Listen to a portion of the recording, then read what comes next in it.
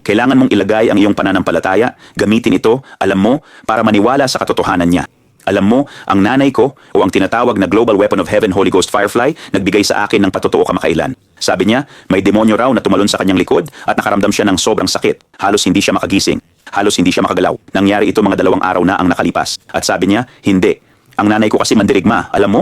Naniniwala siya sa katotohanan? Naiintindihan mo?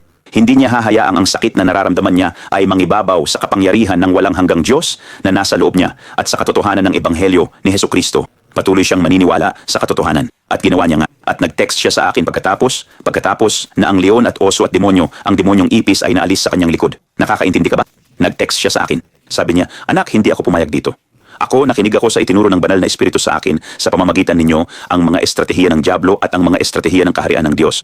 Ang Ama ay nagbibigay sa atin ng mga sisidlan para sirain ang mga gawa ng dyablo kapag sinusubukan niyang lumapit sa atin at maghagis ng kanyang mga kasinungalingan at ipis na demonyo. At nanindigan ako sa katotohanan at alam mo ba, hindi ako nag-alinlangan, hindi ko ito sinabi, hindi ko ito ipinakita. At alam mo ba, hindi nagtagal, ilang oras lang, umalis ang demonyong ipis sa likod ko at naging bago ako. Naging bago ako dahil bago na talaga ako. Dahil hindi ako naniwala sa kasinungalingan. Hindi ko hinawakan ang likod ko. Hindi ako uminom ng ibuprofen. At mga kapatid, tulad ng sinabi ko, tayo ay nasa iba't ibang antas ng pananampalataya. Walang mas magaling sa iba, pero hindi tayo pareho ng antas ng pananampalataya. Para lumago ang iyong pananampalataya at umunlad, kailangan mong gamitin ito para sa iba, hindi lang sa sarili mo. Hindi ka naman talaga nandito para sa sarili mo, kaya